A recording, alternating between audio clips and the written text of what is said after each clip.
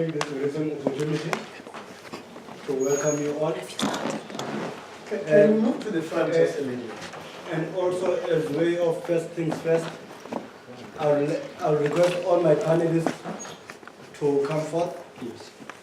The chairs are very good and fine. So please come and join me on those chairs.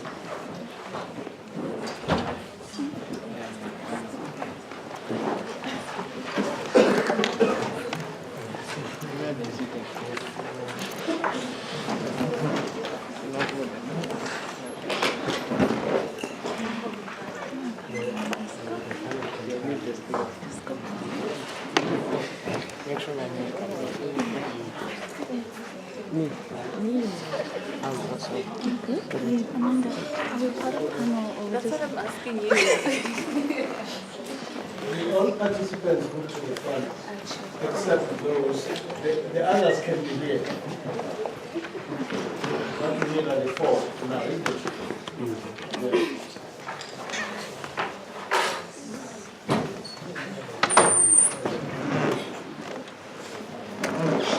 All right, just to give some background,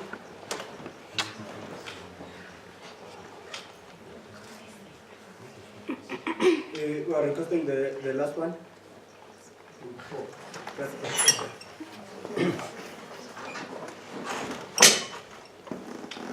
All right, can you move to the chair? All of you, if possible. So that you're able to sit upright without bending your backs. Move that chair out of that, maybe badly for video. Nobody sitting. You can bend. And sit up straight. Remember, the whole world will be looking at you. We are streaming this thing. So, as a way of giving some feedback, in fact, some background of our today's show, which is embracing true womanhood, the STARSM Women's Day Seminar.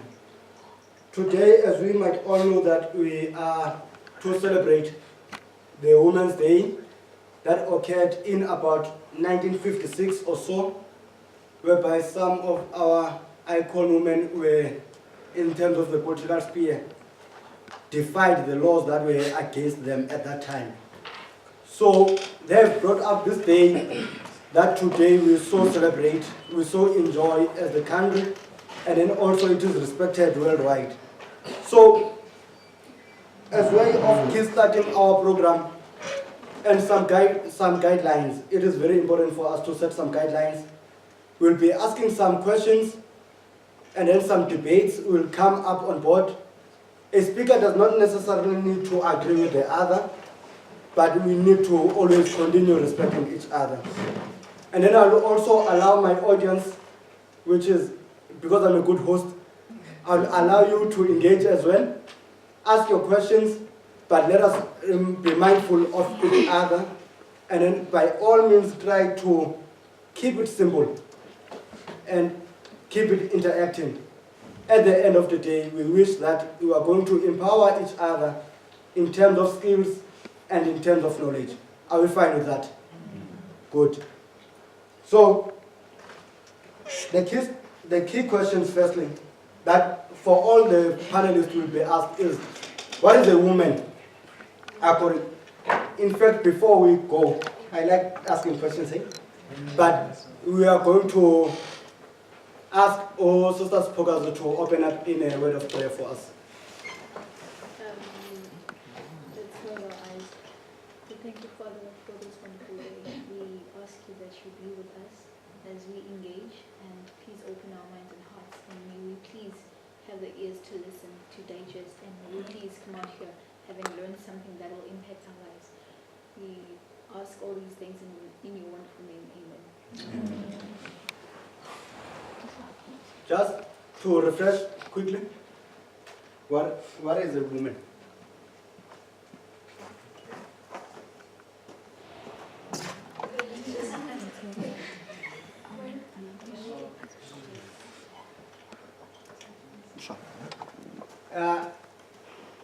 It's the first time facilitating this nature of discussion.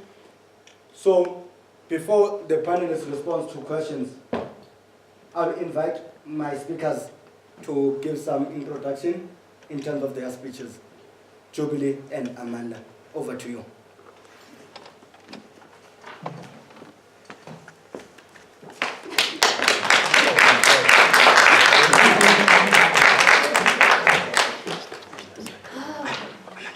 Hey, ladies and gentlemen. Guys, you do not sound alive. How are we today? Women, how are we today? Fine. No. Women, how are we today? Great. We're great. It's our day. We need to embrace this day, right? Yes. I do not have... Okay. The pastor's asking me to be louder. Can you all hear me? Good. I have something short prepared for you in light of Women's Day. So it is something that I wrote a while back. And I would just like for everyone to just listen and engage with it. I call this Conversations Over Dinner. Of all that has happened, I remember one interesting conversation that we had that evening. He asked me how many kids I wanted. I replied, more than one, that's for sure. Next question, he said, boy or girl? I think I blinked twice at this. I guess it was all just conversation, but I was actually offended by it. Being truthful, I meant to respond by saying, does it matter? But I didn't. Because at that point, I felt so foolish. I mean, of course it matters. We live in a man's world, and having a daughter would never be ideal. These were all my thoughts at that point. So, my actual response to him, a boy child, of course.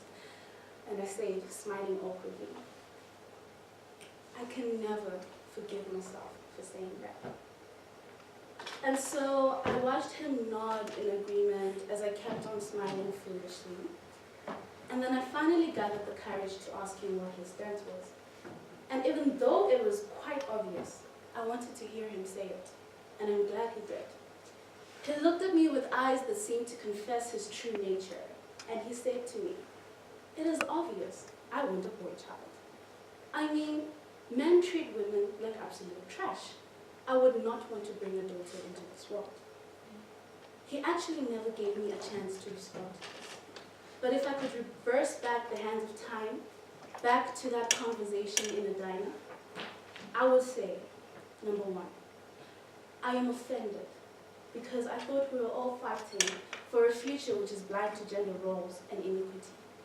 And I wish my baby's gender was not a key determinant of its fate. I realized that maybe, just maybe, women are in this battle alone. Lastly, I am not, and I repeat, I am not a man's equal. There are things that a woman can do better than a man, and those that a man can do better than a woman. And neither of those things are definite, nor are they properly defined. Hence, I fight for equity and not equality. Ladies and gentlemen, last night when I was given the task of preparing a speech for Women's Day, I went back home and I went back and forth, and to be honest, I struggled with this topic. But as I was trying to figure out what to say to you guys, I grew curious and I stumbled upon a few questions. What is Women's Day? Okay? What is Women's Month? Isn't every day supposed to be Women's Day? Should we not be celebrating women every month? Why do we need a day to validate our significance or our importance? You know? And it came to me, do we really, really need this day? The answer was simple, a bit raw, and is open to debate. Yes, we need it. I want to tell the story of my mother. She gave birth to 3 girls. Now, back in the olden days, she's not that old, well, actually, most. But back in the days, giving birth to only girl children was something that a woman should not be proud of. And she was shunned upon by the community. And I remember when my little sister was born, the last born to the family, they told her, I remember my grandmother asking her, Simbai, why don't you try one last time? Just one last time. And maybe, just maybe, you'll get the blessing of a boy child that you need. And I asked myself, am I not enough as a girl? Am I not worth it? Why is it that having a boy child is so important?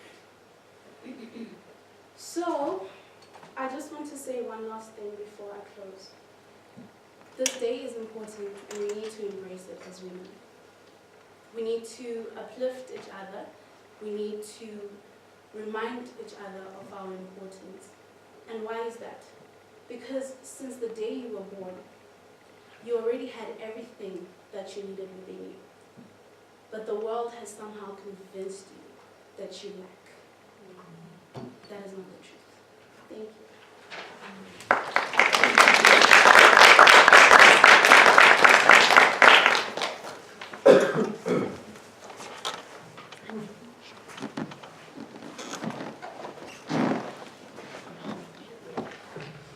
I greet everyone in the name of our Lord and Savior Jesus Christ. Amen. Amen.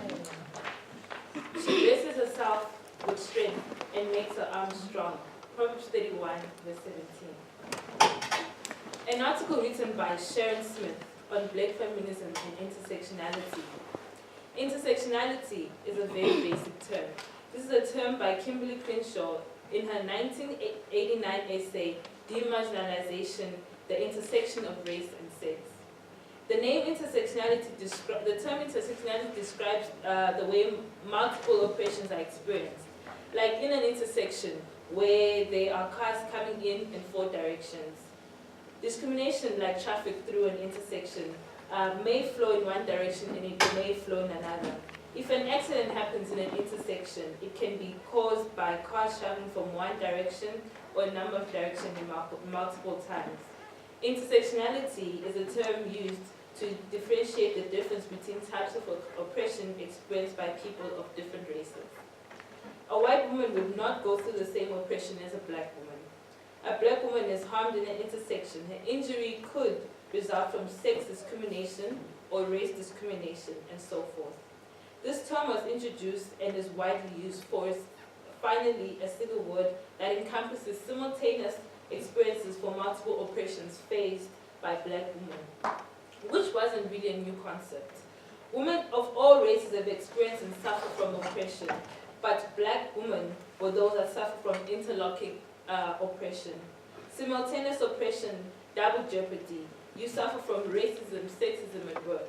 Triple jeopardy. You suffer from racism, sexism, and poverty. Like most black feminists, Kimberly Crenshaw emphasized the importance of Sojourner's Truth Famous, Ain't I a Woman speech delivered in 1851.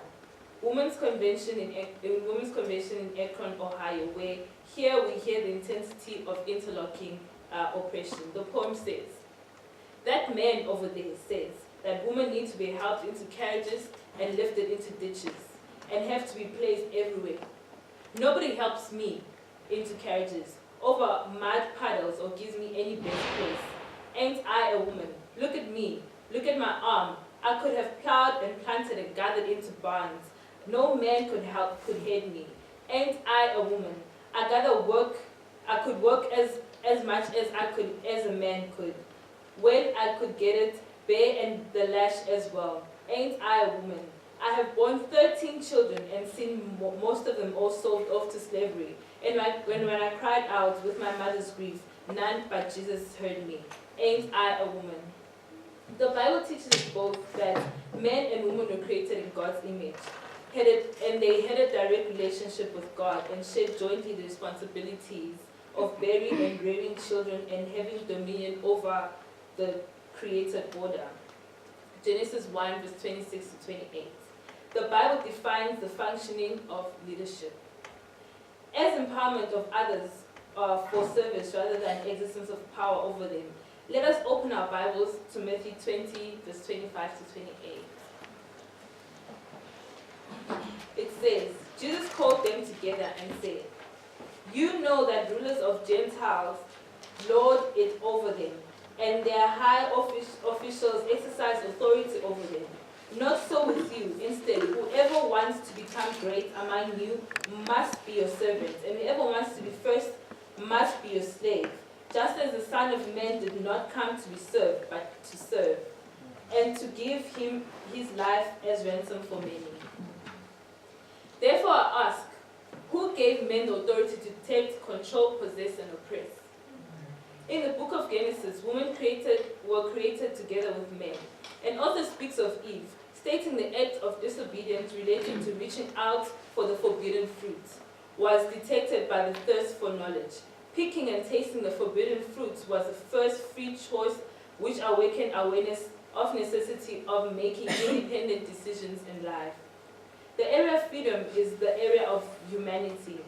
In this interpretation, the attitude of Eve symbolizes autonomy of a human being going beyond his or her animal nature.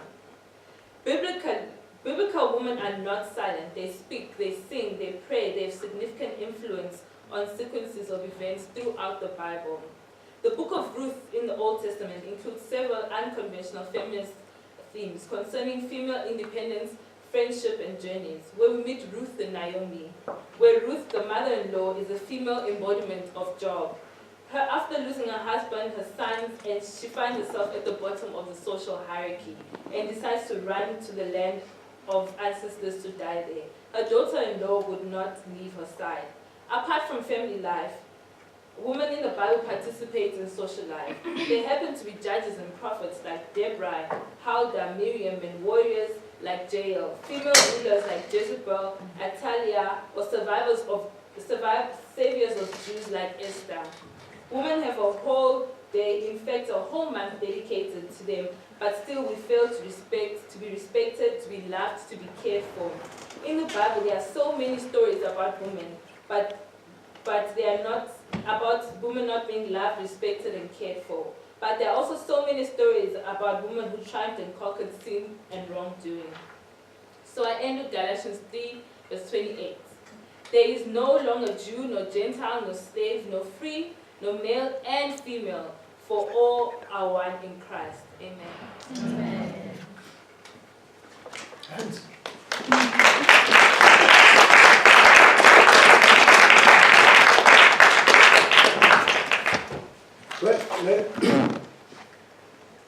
All right. Let us firstly thank the Jubilee and Amanda for giving us some thoughts and some things to think deeply about as ways of starting this discussion. The assignments are, firstly, women do not just participate in one direction, but in all spheres of fields you'll find women participating in such.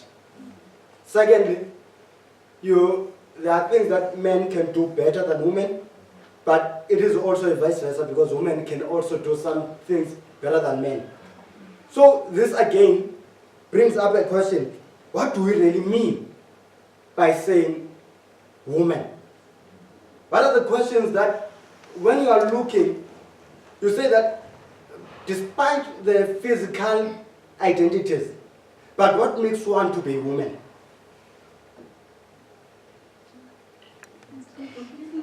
Well, and then also the panelists, the audience will be free to engage at some point in the very same questions as well.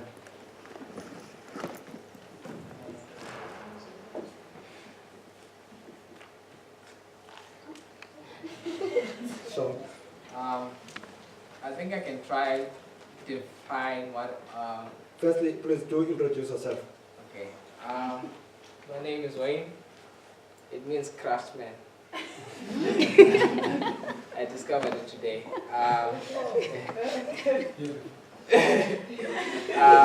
My task is probably like to define what a woman is. So you can't per se like define, but I'd like to try and explain so that you can differentiate to help you get a clearer view of what a woman is from my understanding, right?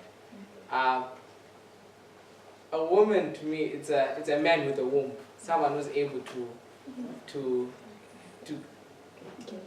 get pregnant and make babies and give birth. Yes, that's the term. I was checking if you're listening. Yeah, but then to me, that's what I have for now. Thank you. Okay, hi guys. My name is Betha and okay, cool, sorry. Okay, my name is Betha and a woman for me, I don't think that it's quite fair to put sort of like a definition because as women, we are women because we carry the XX chromosomes. That's what makes us women and the physique. But then other than that, we are different women. We are all fragile, but our levels of being fragile are different. We are all sensitive, but our levels of being sensitive are different.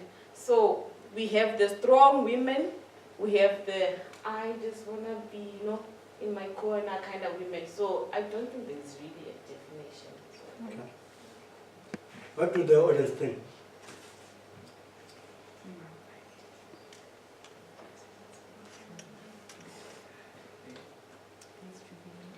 Okay, I think I'm very much in agreement with Betha because also with the speech that I gave, I did say that a woman is not a man's equal, right?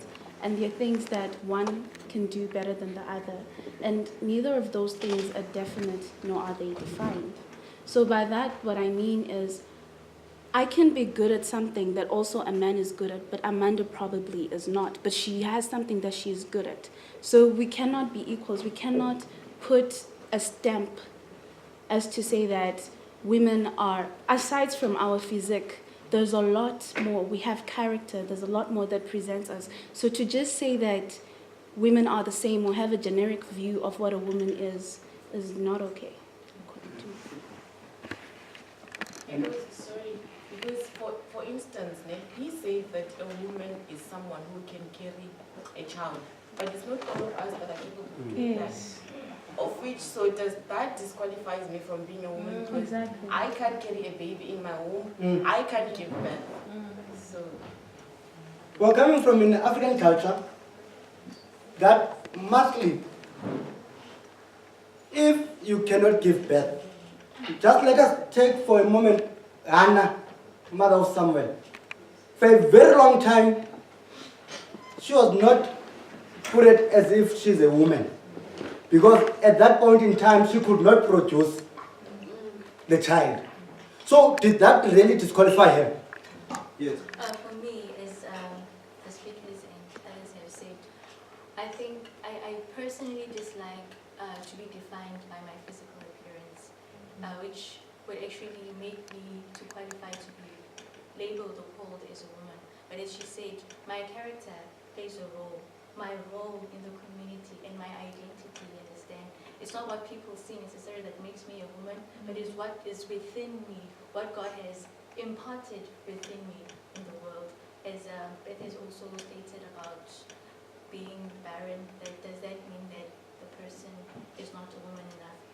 And yeah, I believe there are many definitions of being a woman to different people, because I can define myself in a different way. And the society that we're living in today, we find, I don't know, it's transgender. Such people define a woman in a different way, so I think that we're used to that. Just to bring quickly the ones that just entered now, the questions that you are pondering upon, what does it mean to be a woman?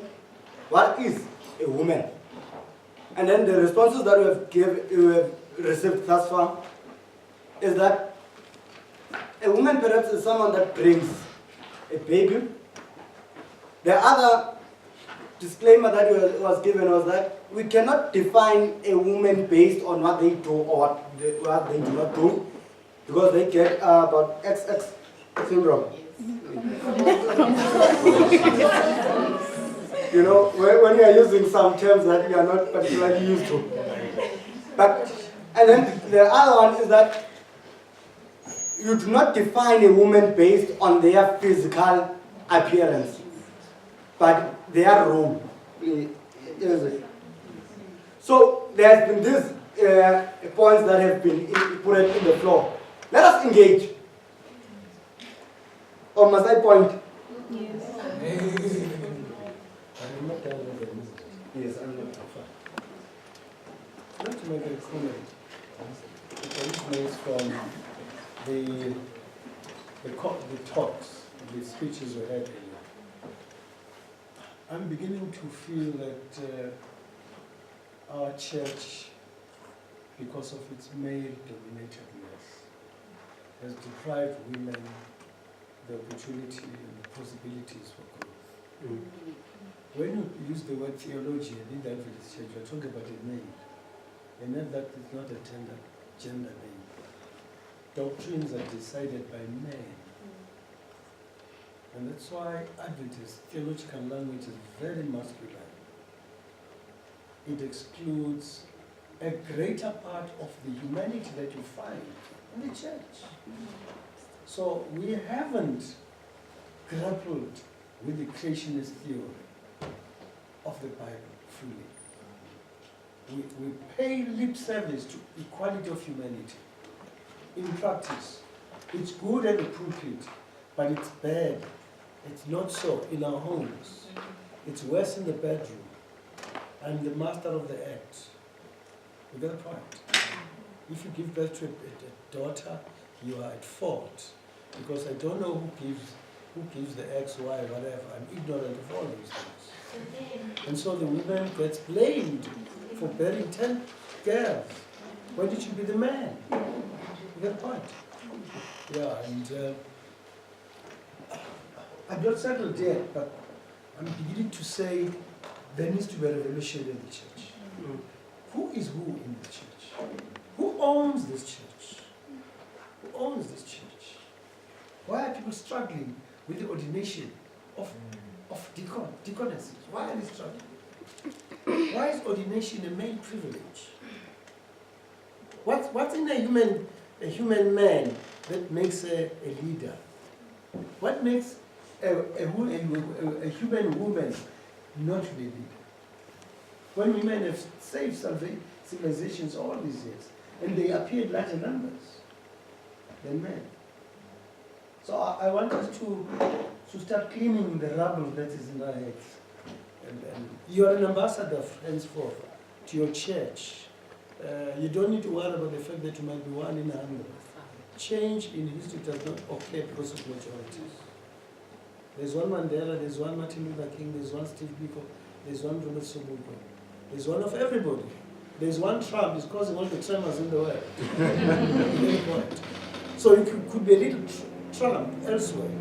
And so I also want to make a suggestion that we need to look at the whole issue of studying women, taking women as a study in the church. Yeah, thank you. Thanks. Oh, no, I just wanted to add on what Pastor said. There's one thing that I've noticed, in fact, I'm working with the landowners. Those guys, they're so stubborn. So when you approach them, they will tell you that, no, you can't tell me what to do. You're a female. Go and bring your boss like a maid. I can talk with that person. So I feel like they don't recognize us as those people who can do things in this world and make a change. So I think there should be something that we need to do about women to show that we can do certain things that men can do as well. So, yeah. Input? Okay, so I'm trying to summarize what I found, but it's a bit difficult, so I'll try to read it as it is. It reads, the ultimate meaning of true womanhood is this. It is a distinctive calling of God to display the glory of His Son in ways that would not be displayed if there were no women. If there were only generic persons and not male and female, the glory of Christ would be diminished in the world. When God described the glorious work of His Son as the sacrifice of a husband for His bride, He was telling us why He made us male and female. He made us this way so that our maleness and femaleness would display more fully the glory of His Son in relation to His blood blood-bought bride. This means that if you try to reduce womanhood, as we have already mentioned, to the physical features and biological functions, then determine your role in the world merely on the basis of competences, you don't just miss the point of womanhood, you diminish the glory of Christ in your own life. True womanhood is indispensable in God's purpose to display the fullness of the glory of His Son. Your distinctive female personhood is not incidental. It exists because of its God-designed relationship to the central event of history, the death of the Son. So yeah, I just found it quite profound that it's just not how we have been formed. We all have our roles that we can play, and together, it's for the glory of God. Thanks very much. Anyone want to add also another comment? I want to add something. I want to emphasize what I said. There's need for a formal utilization of women's studies, especially in this country, because our cultures have undermined women. And yet it is not historically cultural for women to be female. It came with colonization. Shaga's advisor was a woman. Mukabai was a woman. Women are respected in African history. With queens and princesses, African history, the Sutus and Mandantis and so on. The Babamawatos, for instance. The woman who brought Adventism into Botswana was a woman. So this idea of stamping on women is new. It's coming with whites. It's a Western thing. Which is why they could not allow women on stage until the 17th century. In Africa, we never allowed that. Never allowed that. So there was an intrinsic equality of humanity in African history, which was not stated because it was accepted. We did not need to academize it. It was there. We didn't need to go to school to say, women now. There was no Women's Day. There was a day for all humanity. I think one of the errors we're making is trying to appeal to theories that come from the West to affirm women. There is knowledge even in our own history that we need to tap. There are values in African history that we can advance to state some of these things. I think I'm intrigued by the topic embracing. And the first thing that comes to my mind is how would we phrase it to say embracing true manhood? I think that even the mood of this discussion would be very different in terms of how men are so secretive and protective, in terms of open forum discussions of manhood. And now we are engaging as men in a forum of womanhood. So it's a bit awkward. That was my first impression. Okay. Secondly, I appreciate the fact that we in our culture, family is central. And I fear that in the westernization or colonization, we are going to find women outside of the family and not within the family. And in our finding a definition, I heard another speaker saying that there are many definitions. In our seeking of this true womanhood, where are we going to find her? Are we finding her in the family still, or are we going to find her outside the family? And you had mentioned in your summaries of what has been discussed thus far that we cannot limit a woman to what to do and what not to do, what they bring and what they cannot bring, etc., etc., etc.